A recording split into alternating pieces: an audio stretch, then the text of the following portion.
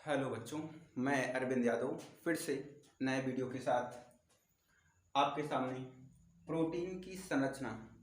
जैसा कि हम लोग इससे पहले बायोमॉलिक्यूल में पूरे बायोमॉलिक्यूल को पढ़ते हुए माइक्रो बायोमॉलिक्यूल और मैक्रो बायोमॉलिक्यूल को पढ़े, और इससे पहले हम लोग न्यूक्लियोटाइड और न्यूक्लियोसाइड में डिफरेंस बहुत पहले पढ़ चुके हैं। आप पिछले वीडियो में इसको जा करके ज़रूर देखें। तो प्रोटीन यानी अमीनो एसिड का स्ट्रक्चर हम लोग पढ़े, तो प्रोटीन की संरचना पढ़नी है आज हमें। तो प्रोटीन की संरचना में कैसे प्रोटीन का जो केमिकल स्ट्रक्चर होता है उसके बारे में हम लोग जानेंगे कि प्रोटीन का स्ट्रक्चर कैसे होगा, उसमें क्या अमीनो ग्रुप अम्लीय और कार्बोक्सिलिक ग्रुप अमीनो ग्रुप जो होता है आपका क्षारीय माध्यम का, और जो कार्बोक्सिलिक ग्रुप होगा वो आपका अम्लीय मीडियम। तो अम्लीय और क्षारीय माध्यम को लेकर के हम लोग प्राइमरी, सेकेंडरी, टर्सरी और क्वार्टरनरी प्रोटीन की संरचना को देखेंगे। तो प्रोटीन की जो संरचना है उसमें सबसे पहले तो आपको ये पता होगा कि जो प्रोटीन होता है वो एक हम कहते हैं कि अमीनो अम्ल से मिलकर के बनता है, या अमीनो अम्ल जो है वो प्रोटीन का निर्माण करता है। आपको शुरुआत में बताया गया, जैसे इसका जो पहला वीडियो था इस बायोमॉलिक्यूल का, तो वहाँ पर आप थोड़ा सा जब पीछे देखेंगे तो टाइप्स, सेल के किस भाग में बनता है, कहाँ पर बनता है, कौन बनाने में सहायक होता है, तो ये सारी बातें आपको वहाँ पे मिलेगी। तो आज जो है प्रोटीन की संरचना में हम लोग प्राइमरी स्ट्रक्चर यानी कि जो प्रोटीन का प्राइमरी स्ट्रक्चर है, प्राथमिक संरचना है, उसके बारे में बात करेंगे। तो प्राथमिक संरचना जो होती है प्रोटीन का, जो पॉलीपेप्टाइड श्रृंखला जो होती है, यानी कि जो अगर कहें कि पॉलीपेप्टाइड श्रृंखला जो है उसी को ही हम लोग प्राइमरी स्ट्रक्चर बोलते हैं, प्राथमिक संरचना बोलते हैं। अगर एक बार हम ये कहें आपसे, जो पॉलीपेप्टाइड प्रोटीन की संरचना होती है, यानी कि पॉलीपेप्टाइड की प्रोटीन संरचना ही प्रोटीन का प्राथमिक स्तर है या प्रथम संरचना है। तो इसमें क्या होता है कि जैसे आइए देखते हैं कि नॉर्मल सिचुएशन, हम नॉर्मल कहते हैं कि आपसे कि ये भाई मान के चलो कि ये एक अमीनो एसिड है ऐसे, और ये आपका दूसरा अमीनो एसिड, तीसरा अमीनो एसिड, चौथा अमीनो एसिड, पांचवा अमीनो एसिड, छठवां अमीनो एसिड, ऐसे मान के चलो बहुत सारे अमीनो एसिड होंगे। ठीक है, क्योंकि हम प्रोटीन क्या है, बायो माइक्रो मॉलिक्यूल है, यानी कि इसका जो मॉलिक्यूलर वेट होना चाहिए वो 1000 से ज़्यादा होना चाहिए, 1000 से ज़्यादा होना चाहिए। तो अब जैसे इसमें तो कुछ एक्सेप्शन में इंसुलिन तो 51 अमीनो एसिड का हो जाता है, और उधर बात करेंगे तो जो इसका एक हीमोग्लोबिन है, हीमोग्लोबिन में तो 574 होता है, यानी 574 हो जाता है। तो उसका भी नॉर्मल देखेंगे आप लोग यहाँ पर क्या है। तो ये सब क्या है, आपके अमीनो एसिड हैं। ठीक है, अमीनो एसिड हैं। तो ये अमीनो एसिड बच्चा कैसे क्या करेगा, तो अमीनो एसिड का अगर आपको पिछले वीडियो में स्ट्रक्चर ध्यान होगा तो इसमें क्या होता है, एक एल्किल ग्रुप होता है, यहाँ पर ये अमीनो ग्रुप और ये कार्बोक्सिलिक ग्रुप। तो ये तो क्षारीय प्रकृति को बताएगा, ये अम्लीय प्रकृति को बताएगा। तो अब इसमें क्या होता है, ये वाला यानी कि अब ये एक दूसरे से जुड़ करके कौन सा पेप्टाइड बॉन्ड, ये पेप्टाइड बॉन्ड बना रहा है यहाँ पर भाई, एक दूसरे से पेप्टाइड बॉन्ड। तो ये एक क्या है, आपका पेप्टाइड है। ठीक ना, पेप्टाइड बॉन्ड है। लेकिन एक दो ऐसे बहुत सारे पेप्टाइड, तो मिल करके इसको क्या बोला जाएगा, पॉलीपेप्टाइड। यानी पॉली का मतलब क्या होगा, मैनी, बहुत सारे, मतलब पेप्टाइड बॉन्ड जो है वो 1 2 3 4 ऐसे 2 से अधिक हो जाएंगे, 4 से अधिक हो जाएंगे, तो उसे बोलेंगे हम लोग पॉलीपेप्टाइड। तो अब इसकी जो संरचना है प्रोटीन की प्राथमिक संरचना, तो इस अमीनो एसिड के स्ट्रक्चर से हम लोग इसका केमिकली, नॉर्मल तो आप ऐसे बना देंगे, कोई दिक्कत नहीं है आपके बोर्ड एग्जाम में, लेकिन हमें जानना चाहिए इसका केमिकल स्ट्रक्चर कौन किससे जुड़ता है, जो उसके साइड में टर्मिनल पे कौन रहेगा कौन नहीं। तो आइए देखते हैं, अब ये थोड़ा सा और देख लें इसको। ठीक, अब यहाँ पे आइए थोड़ा सा, जैसे ये आपका, इसको थोड़ा सा हम इस तरह से लिखेंगे यहाँ पर, और ये आपका NH2 और ये एक एल्किल ग्रुप है और इधर एक हाइड्रोजन। ये नॉर्मली आपका जो अभी अमीनो एसिड बना था वो वही है। तो अब यहाँ पर दूसरा अमीनो एसिड जोड़ते हैं, मतलब ये वाला मान के चलिए ये हो गया, दूसरा जोड़ते हैं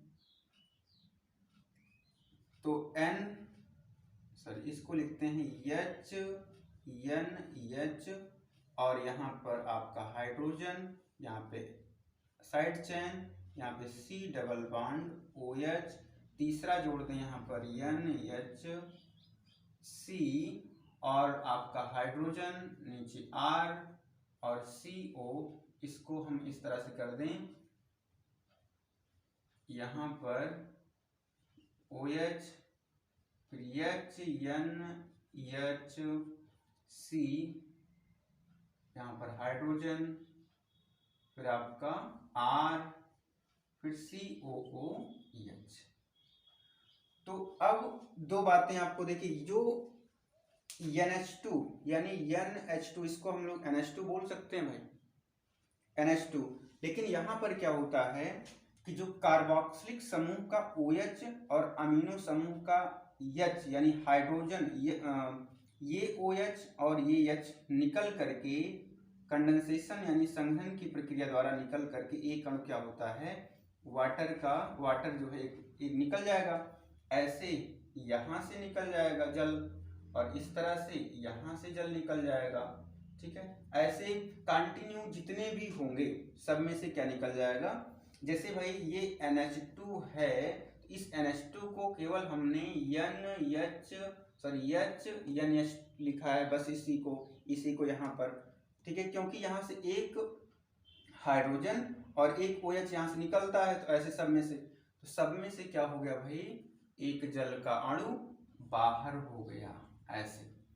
तो अब जो इसका स्ट्रक्चर बनेगा ऐसे, तो इसका जो स्ट्रक्चर होगा NH2CHR C double bond NHC, यहाँ पे सिंगल बॉन्ड H, और ये आपका R, यहाँ पे C, तो इस तरह से दूसरा आपका जुड़ेगा NH यानी ये वाला, फिर ये C, फिर यहाँ पे H, फिर R, फिर आपका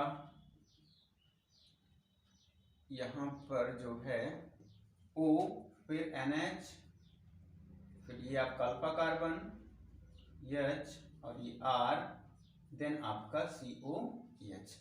बात बिल्कुल, अब देखिए ये जो यहाँ से ये वाला जो आपका कीटोन यानी कार्बोक्सिलिक समूह का जो OH गया, तो ये वाला बॉन्ड जो है ये इस नाइट्रोजन से जुड़ गया, यानी ये जो बॉन्ड था ये किससे जुड़ गया, नाइट्रोजन से। ठीक है, नाइट्रोजन से जुड़ गया। अब ये अमीनो ना रह करके इमीनो बोला जाता है। जैसे आपको शुरुआत में यहाँ पे एक मैंने शार्ट वीडियो में बिल्कुल आपको दिया है, हाइड्रोक्सी प्रोलीन और प्रोलीन को अमीनो ग्रुप ना कह करके इमीनो समूह कहा जाता है उसको, दो ऐसे अमीनो एसिड हैं। तो वहाँ पर भी आप उस वीडियो को भी आप देखें, क्योंकि TGT, PGT और नीट जैसे एग्जाम के लिए काफ़ी हेल्पफुल होगा। बोर्ड का एग्ज़ाम बच्चों का ख़त्म हुआ, तो वो बायो वाले तो बिल्कुल तैयारी बना के रखे ही होंगे, अपने तैयारी में लगे ही होंगे, तो बिल्कुल ध्यान देंगे, यहाँ से क्वेश्चन जरूर से ज़रूर बनते हैं। तो ये बॉन्ड क्या होगा, पेप्टाइड, ठीक है ना, पेप्टाइड, यहाँ पर ये पेप्टाइड और ये पेप्टाइड सब मिल करके क्या हो गया भाई, पॉलीपेप्टाइड, ठीक है ना, पॉलीपेप्टाइड बोलते हैं इसको। सबसे बड़ी बात है बच्चों को ये चीज़ कैसे जोड़ते हैं, कहाँ से जोड़ते हैं, ये बात नहीं समझ में आती है, लेकिन आपको जब अच्छे से बार बार इसको देखेंगे, एक दो बार जरूर देखेंगे, तो आपका मुझे लगता है कि 100% कन्फर्म हो जाएगा। भाई अगर कन्फर्म करना है कोई मैटर, तो आप भाई उसको बार बार चेक करो। तो ये आपकी एक प्रकार से हम क्या कहते हैं भाई, प्राइमरी स्ट्रक्चर है। बच्चों को तकलीफ यही होती है, ये तकलीफ अब से मुझे लगता है कि आप लोगों की तकलीफ नहीं होगी। जैसा भी होगा आप कमेंट में ज़रूर बताइएगा।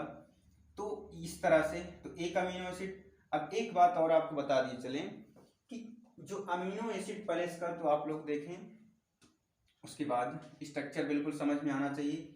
ये बॉन्ड जो है भाई ध्यान रखिएगा, यही पॉलीपेप्टाइड है, यही पेप्टाइड बॉन्ड बन रहा है यहाँ पर। ये बॉन्ड जो है पेप्टाइड है, ये पेप्टाइड है, ठीक है ना, ध्यान रखिएगा। तो आपका ये पॉलीपेप्टाइड जो प्रोटीन का संरचना है उसे ही बोलते हैं प्रोटीन की प्राथमिक संरचना। तो इसमें एक बात और क्लियर कंफर्म करते हैं आपका कि अल्फा कार्बन, और हाँ यहीं पर जैसे अमीनो एसिड का बाएं तरफ हमेशा क्या होता है, एन टर्मिनल बोलते हैं इसको भाई, एन टर्मिनल, क्योंकि यहाँ पर NH2 बच रहा है ना नाइट्रोजन, और यहाँ पर इसको बोलते हैं सी टर्मिनल यानी सी छोर, क्योंकि यहाँ पर कार्बन कार्बोक्सिलिक का कार्बन बचता है। ये भी कभी कभी नॉर्मल ऐसे ही पूछ लिया जाता है, कोई पूछ लेता है, नहीं पूछेगा तो आपको याद रखना भी जरूरी है।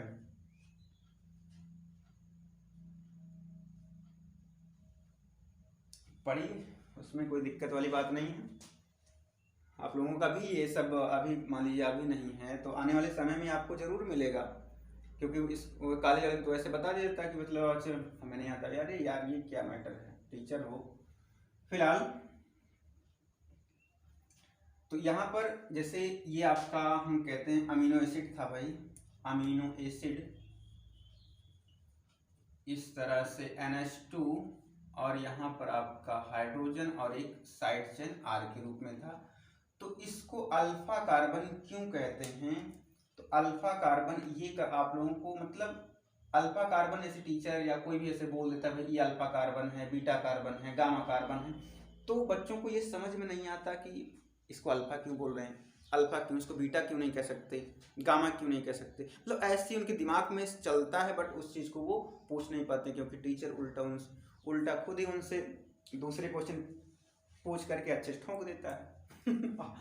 अगर ऐसे कर दिया मतलब ऐसे सिचुएशन बनती है, लेकिन अब जबकि कोई बात नहीं। अल्फा कार्बन का मतलब यही हुआ बच्चों की जैसे हम ये कहें आपका जो एक कोई जैसे नंबर 3 कायरल कार्बन होना चाहिए है, तो क्योंकि अलग जो इसकी कार्बन की संयोजकताएं हैं वो अलग अलग क्रियात्मक समूह से या अलग अलग जीवों अलग अलग यौगिकों से अणुओं से संतुष्ट हो रही, इस वजह से तो ये अल्फा कार्बन है बिकॉज इससे यानी इसी कार्बन से दूसरा क्रियात्मक समूह का कार्बन जुड़ा हुआ है, इसलिए इसको अल्फा कार्बन कहते हैं। एक एग्जाम्पल अगर और हम आपको दें अल्फा कार्बन के लिए, जैसे हम कहते हैं ये CH3 CH2 CH2 और यहाँ पर COOH एक तो CH और यहाँ पे कहते हैं CH3। तो अब यहाँ पर कौन सा होगा अल्फा कार्बन, भाई अल्फा कार्बन यही होगा, बीटा ये हो सकता है, गामा ये हो सकता है, बट अल्फा यही होगा। क्यों होगा, क्योंकि एक जिस कार्बन से क्रियात्मक समूह जुड़ा, कोई जरूरी नहीं कार्बोक्सिलिक ही जुड़े, एल्डिहाइड भी जुड़ा हो सकता है, अमीनो भी जुड़ा हो सकता है, कोई भी हो सकता है, ऐसा नहीं है। तो अल्फा कार्बन अब आपको पहचानने में दिक्कत नहीं होगी। अब इसके बाद हम लोग नेक्स्ट सेकेंडरी टर्सरी और क्वार्टरनरी स्ट्रक्चर के बारे में चर्चा करेंगे। अगर आपको वीडियो अच्छी लगे, समझ में आई हो, तो आप इसको अपने दोस्तों में, अपने सगे संबंधी जो आपके आसपास हों, वीडियो को लाइक शेयर सब्सक्राइब जरूर करें।